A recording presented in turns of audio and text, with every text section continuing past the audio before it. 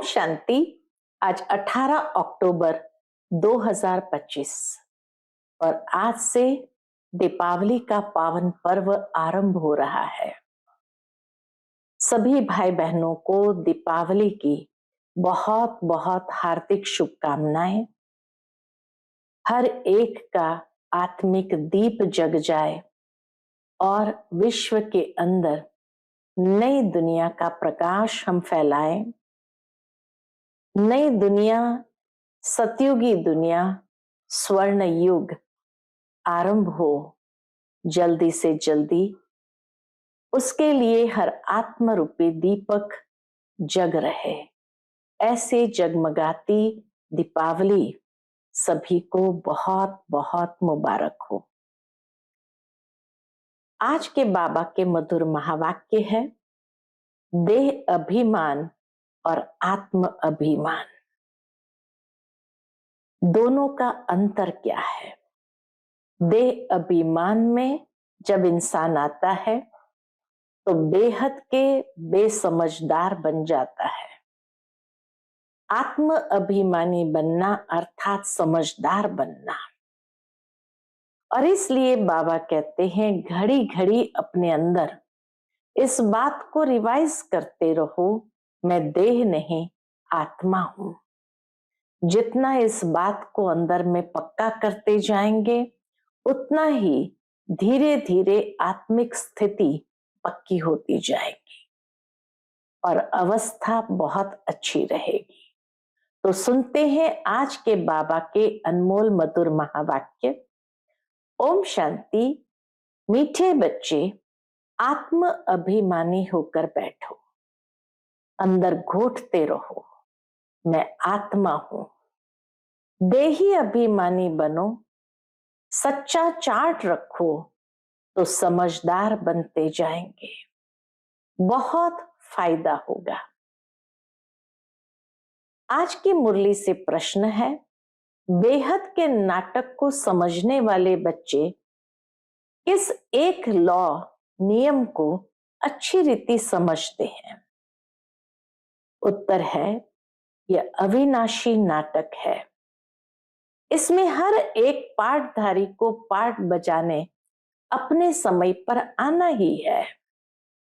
कोई कहे हम सदा शांति धाम में बैठ जाए तो ये लॉ नहीं है, उसे तो पाठधारी ही नहीं कहेंगे। ये बेहद की बातें बेहद का बाप ही तुम्हें सुनाते हैं। ओम शांति। अपने को आत्मा समझकर बैठो, देह अभिमान छोड़कर बैठो। कितना बाबा का अटेंशन है और हम बच्चों को भी ये अटेंशन दिलाते हैं कि देह अभिमान छोड़कर बैठो। बेहद का बाप बच्चों को समझा रहे हैं। समझाया उनको जाता है जो बेसमझ होते हैं। आत्मा समझती है कि बाप सच कहते हैं। हम आत्मा बेसमझ बन गई है। मैं आत्मा अविनाशी हूं, शरीर विनाशी है। मैं आत्म अभिमान छोड़ देह अभिमान में फंस पड़ा। यह भी समझते हैं कि मैं आत्म अभिमान छोड़ देह अभिमान में फंस पड़ा हूं, तो बेसमझ ठहरे ना। बाप कहते हैं सब बच्चे बेसमझ हो पड़े हैं। देह अभिमान में आकर, देह अभिमान बुद्धि पर ही वार करता, विवेक और समझ शक्ति को समाप्त कर देता। इसीलिए व्यक्ति बेसमझ बन जाता है। फिर तुम बाप द्वारा देही अभिमानी बनते हो तो बिल्कुल समझदार बन जाते हो। कोई तो बन गए हैं, कोई पुरुषार्थ करते रहते हैं।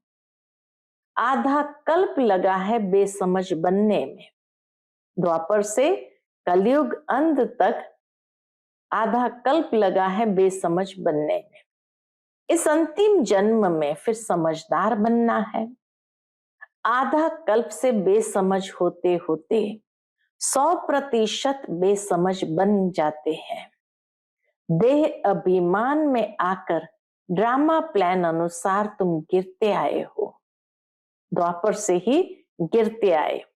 अभी तुमको समझ मिली है, फिर भी पुरुषार्थ बहुत करना है।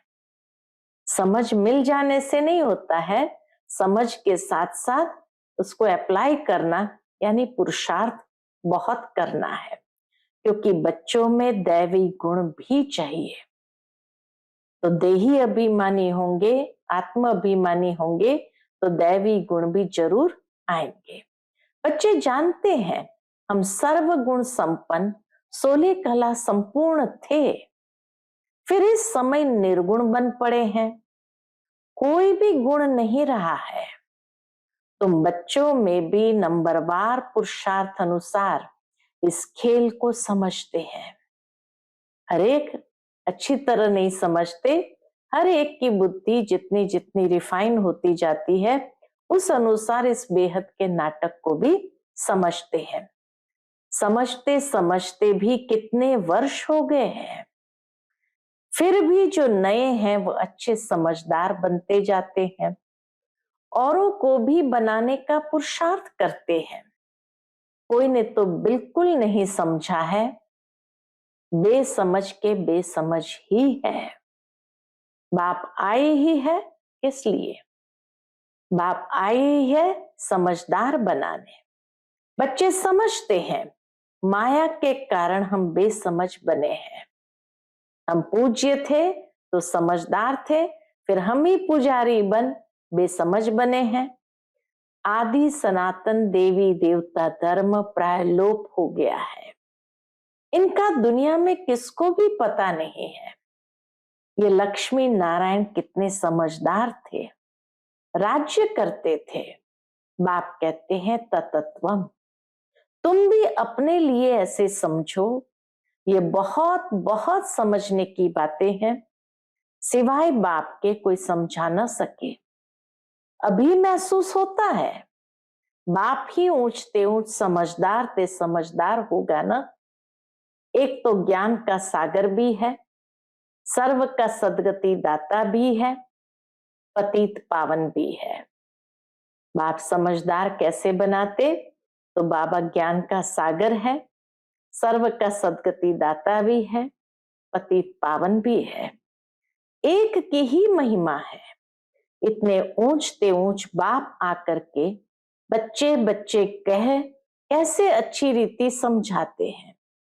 बच्चे अब पावन बनना है, उसके लिए बाप एक ही दवाई देते हैं, कहते हैं योग से तुम भविष्य 21 जन्म निरोगी बन जाएंगे, तुम्हारे सब रोग दुख खत्म हो जाएंगे, तुम मुक्ति धाम में चले जाएंगे। अविनाशी सर्जन के पास एक ही दवाई है, एक ही इंजेक्शन आत्मा को आए लगाते हैं। बाबा एक ही इंजेक्शन आत्मा को आए लगाते हैं। ऐसे नहीं कोई मनुष्य बैरिस्ट्री भी करेंगे, इंजीनियरिंग भी करेंगे, दोनों एक साथ कैसे हो सकता है? नहीं, हर एक आदमी अपने धंधे में ही लग जाते हैं। बाप को कहते आकर पतित से पावन बनाओ, क्योंकि पतित पने में दुख है। शांति धाम को पावन दुनिया नहीं कहेंगे, स्वर्ग को ही पावन दुनिया कहेंगे। यह भी समझाया है मनुष्य शांति और सुख चाहते हैं। सच्ची सच्ची शांति तो वहां है जहां शरीर नहीं, उसको कहा जाता है शांति धाम। बहुत कहते हैं शांति धाम में रहे, बस नीचे पार्ट में आना ही नहीं है, परंतु लॉ नहीं है, यह कायदा नहीं है। वह तो पाठधारी हुआ नहीं, अगर यहाँ आए ही नहीं तो पाठधारी हुआ ही नहीं। बच्चे नाटक को भी समझ गए हैं। जब एक्टर्स का पार्ट होगा तब बाहर स्टेज पर आकर पार्ट बजाएंगे। ये बेहद की बातें बेहद का बाप ही समझाते हैं। ज्ञान सागर भी उनको कहा जाता है। सर्व के सदगति दाता पतित पावन है। सर्व को पावन बनाने वाले तत्व नहीं हो सकते। पानी आदि सब तत्व है, वह कैसे सद्गति करेंगे? आत्मा ही पाठ बजाती है, हठ योग का भी पाठ आत्मा बजाती है। यह बातें भी जो समझदार है वही समझ सकते हैं। बाप ने कितना समझाया है, कोई ऐसी युक्ति रचो जो मनुष्य समझे। कैसे पूज्य सो फिर पुजारी बनते हैं। पूज्य है नई दुनिया में, पुजारी है पुरानी दुनिया में। पूज्य है नई दुनिया में, पुजारी है पुरानी दुनिया में। पावन को पूज्य, पतित को पुजारी कहा जाता है। यहाँ तो सब पतित है, क्योंकि विकार से पैदा होते हैं। वहां है श्रेष्ठ, सतयुग में सब है श्रेष्ठ, गाते भी है संपूर्ण श्रेष्ठाचारी। अभी तुम बच्चों को ऐसा बनना है, मेहनत है, मुख्य बात है याद की। सभी कहते हैं याद में रहना बड़ा मुश्किल है। हम जितना चाहते हैं याद में रह नहीं सकते हैं। कोई सच्चाई से अगर चार्ट लिखे तो बहुत फायदा हो सकता है। बाप बच्चों को यह ज्ञान देते हैं कि मन मना भव। तुम अर्थ सहित कहते हो, तुम्हें बाप हर बात यथार्थ रीति अर्थ सहित समझाते हैं। बाप से बच्चे कई प्रकार के प्रश्न पूछते हैं। बाप करके दिल लेने के लिए कुछ कह देते हैं, परंतु बाप कहते हैं मेरा काम ही है पतित से पावन बनाना। मुझे तो बुलाते ही है, इसलिए बाबा कहते मुझे तो बुलाते ही इसलिए हो, तुम जानते हो हम आत्मा शरीर सहित पावन थी, अभी वही आत्मा शरीर सहित पतित बनी है। 84 जन्मों का हिसाब है ना, तुम जानते हो। अभी यह दुनिया कांटों का जंगल बन गई है। यह लक्ष्मी नारायण तो फूल है ना, उन्हों के आगे कांटे जाकर कहते हैं आप सर्व गुण संपन्न, 16 कला संपूर्ण, और हम पापी कपटी है। हम पापी कपटी है। सबसे बड़ा कांटा है कौन सा? बाबा कहते सबसे बड़ा कांटा है काम विकार का। बाप कहते हैं इस पर जीत पहन, जगत जीत बनो।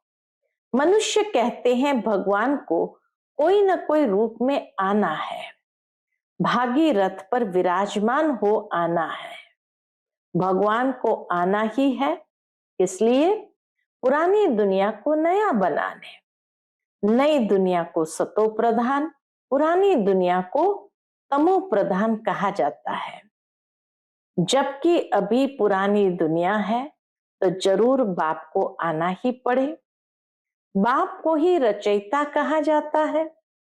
तुम बच्चों को कितना सहज समझाते हैं, तो कितनी खुशी होनी चाहिए। बाकी किसका कर्मभोग का हिसाब किताब है, कुछ भी है वो तो भोगना है। इसमें बाबा आशीर्वाद नहीं करते। हमको बुलाते ही हो कि बाबा आकर हमको वर्षा दो। बाबा से क्या वर्षा पाना चाहते हो?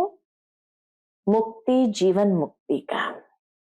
मुक्ति जीवन मुक्ति का दाता एक ही ज्ञान सागर बाप है, इसलिए उनको ज्ञान दाता कहा जाता है, क्योंकि ज्ञान से ही मुक्ति जीवन मुक्ति प्राप्त होती है। इसलिए मुक्ति जीवन मुक्ति दाता कौन है? ज्ञान सागर बाप है। भगवान ने ज्ञान दिया था, परंतु कब दिया, किसने दिया, ये किसको भी पता नहीं है। सारा मुंझारा ही इसमें है। किसको ज्ञान दिया यह भी किसको पता नहीं। अभी ये ब्रह्मा बैठे हैं, इनको मालूम पड़ा है कि हम सो नारायण था, फिर 84 जन्म भोगे। यह है नंबर 1 में। ब्रह्मा बाबा ही नंबर 1 में है। बाबा बतलाते हैं मेरी तो आंख ही खुल गई। तुम भी कहेंगे हमारी तो आंखें ही खुल गई। तीसरा नेत्र तो खुलता है ना। तुम कहेंगे हमको बाप का, सृष्टि चक्र का पूरा ज्ञान मिल गया है। मैं जो हूं, जैसा हूं, मेरी आंखें खुल गई है। कितना वंडर है। हम आत्मा फर्स्ट है और फिर हम अपने को देह समझ बैठे। आत्मा कहती है हम एक शरीर छोड़ दूसरा लेता हूं, फिर भी हम अपने को आत्मा भूल देह अभिमानी बन जाते हैं। इसलिए अब तुमको पहले पहले ये समझ देता हूं कि अपने को आत्मा समझ बैठो, अंदर में यह घोटते रहो। बाबा कहते अंदर में यह घोटते रहो। क्या घोटते रहो? मैं आत्मा हूं। आत्मा न समझने से बाप को भूल जाते हो, फील करते हो। बरोबर हम घड़ी घड़ी दे अभिमान में आ जाते हैं। मेहनत करनी है। यहां बैठो तो भी आत्म अभिमानी होकर बैठो। बाप कहते हम तुम बच्चों को राजाई देने आए। आधा कल्प तुमने हमको याद किया है। कोई भी बात सामने आती है तो कहते हैं हाय राम, परंतु ईश्वर व राम कौन है ये किसको भी पता नहीं। तुमको सिद्ध करना है ज्ञान का सागर पतित पावन, सर्व का सदगति दाता, त्रिमूर्ति परम पिता परमात्मा शिव है। कौन है? ज्ञान का सागर पतित पावन, सर्व का सदगति दाता, त्रिमूर्ति परम पिता परमात्मा शिव है। ब्रह्मा विष्णु शंकर तीनों का जन्म इकट्ठा है। सिर्फ शिव जयंती नहीं है, परंतु त्रिमूर्ति शिव जयंती है। जरूर जब शिव की जयंती होगी तो ब्रह्मा की भी जयंती होगी। शिव की जयंती मनाते हैं, परंतु ब्रह्मा ने क्या किया? लौकिक, पारलौकिक, और यह है अलौकिक बाप। यह है प्रजापिता ब्रह्मा। बाप कहते नई दुनिया के लिए यह नया ज्ञान अभी तुमको मिलता है, फिर प्राय लोप हो जाता है। जिसको बाप रचता और रचना का ज्ञान नहीं तो अज्ञानी ठहरे ना। जिसको बाप का रचता यानी रचना का ज्ञान नहीं तो अज्ञानी ठहरे ना। अज्ञान नींद में सोए पड़े हैं। ज्ञान से है दिन, भक्ति से है रात। शिवरात्रि का अर्थ भी नहीं जानते, इसलिए उनकी हॉलीडे भी उड़ा दी है। अभी तुम जानते हो बाप आते ही है किस लिए? सबकी ज्योति जगाने। तुम यह बत्तियां आदि जगाएंगे तो समझेंगे इनका कोई बड़ा दिन है। अब तुम जगाते हो अर्थ सहित, वो लोग थोड़ी समझेंगे। तुम्हारे भाषण से पूरा समझ नहीं सकते।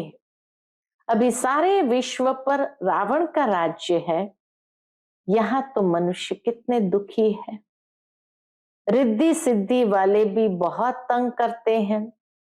अखबारों में भी पढ़ता है इनमें इविल सोल है, बहुत दुख देते हैं।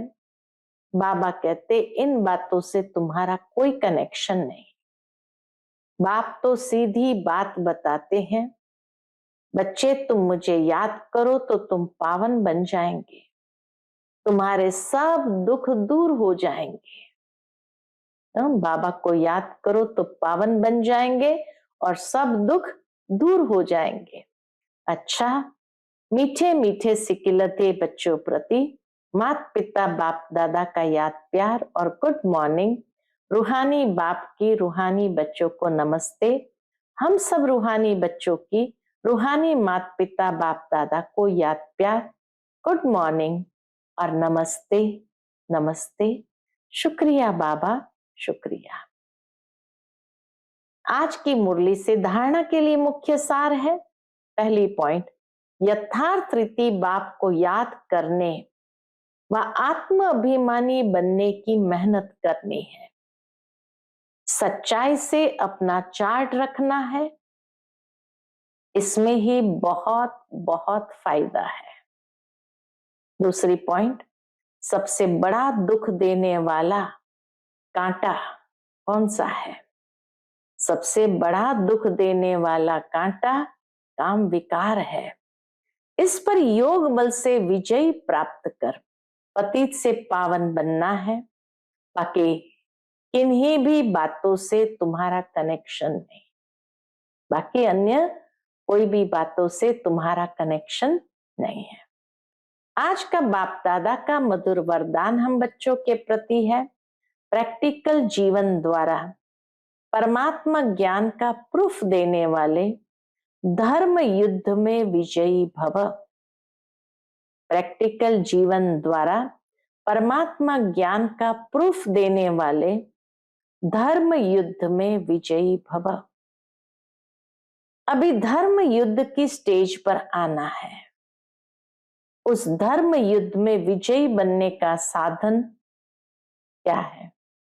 उस धर्म युद्ध में विजयी बनने का साधन है आपकी प्रैक्टिकल जीवन, क्योंकि परमात्मा ज्ञान का प्रूफ ही प्रैक्टिकल जीवन है।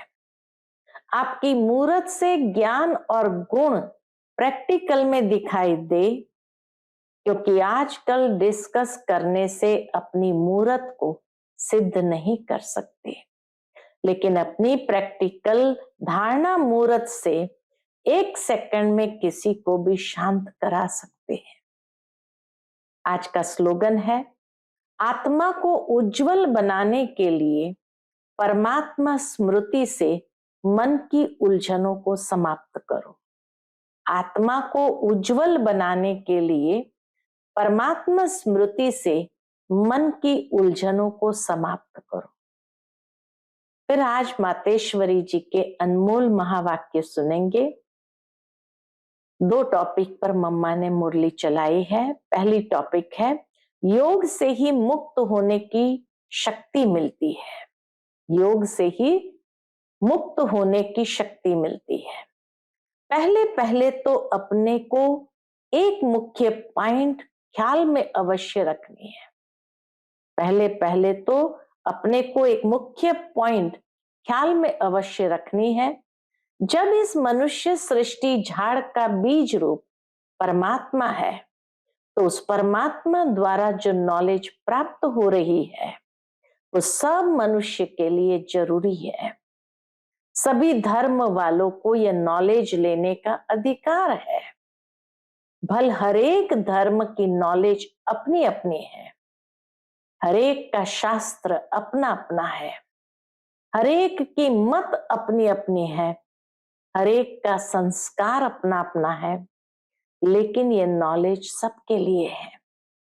बल वो इस ज्ञान को न भी उठा सके, बल वो इस ज्ञान को न भी उठा सके, हमारे घराने में भी न आवे, परंतु सबका पिता होने कारण उनसे योग लगाने से फिर भी पवित्र अवश्य बनेंगे। इस पवित्रता के कारण अपने ही सेक्शन में पद अवश्य पाएंगे, क्योंकि योग को तो सभी मनुष्य मानते हैं। बहुत मनुष्य ऐसे कहते हैं हमें भी मुक्ति चाहिए, मगर सजाओं से छूट मुक्ति होने की शक्ति भी इस योग द्वारा ही मिल सकती है। फिर दूसरी पॉइंट पर मम्मा ने मुरली चलाई है, अजपा जाप अर्थात निरंतर ईश्वरीय याद। अजपा जाप अर्थात निरंतर ईश्वरीय याद। यह जो कहावत है, श्वासों श्वास अजपा जाप जपते रहो, उसका यथार्थ अर्थ क्या है?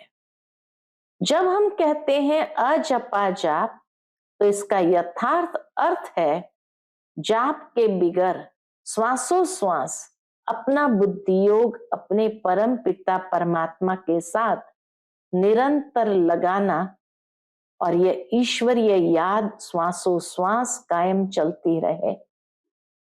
ये ईश्वरीय याद श्वासों श्वास कायम चलती आती है। उस निरंतर ईश्वरीय याद को अजपा जाप कहते हैं।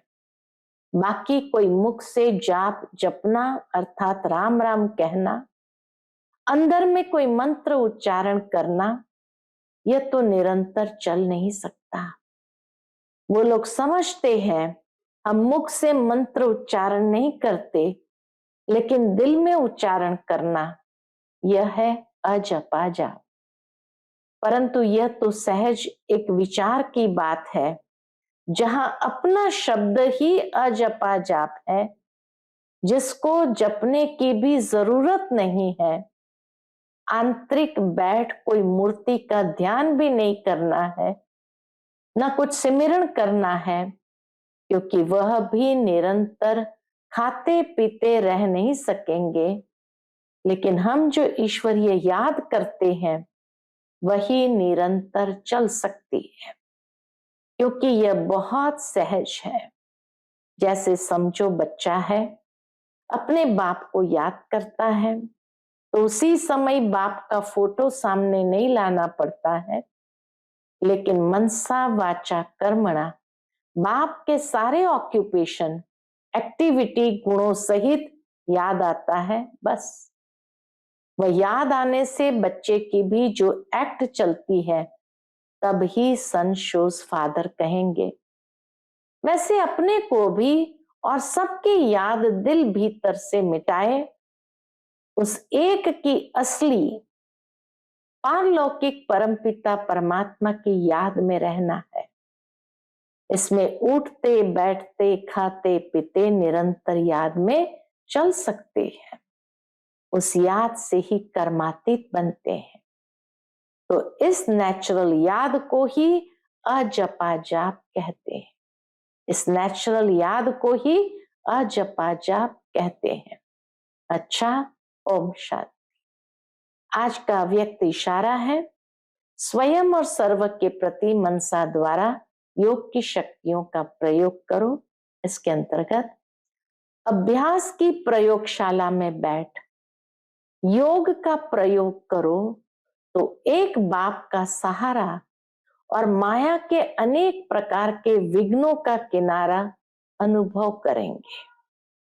अभी ज्ञान के सागर, गुणों के सागर, शक्तियों के सागर में ऊपर ऊपर की लहरों में लहराते हो, इसीलिए अल्पकाल की रिफ्रेशमेंट अनुभव करते हो। लेकिन अब सागर के तले में जाओ तो अनेक प्रकार के विचित्र अनुभव कर रत्न प्राप्त करेंगे। अच्छा, ओम शांति।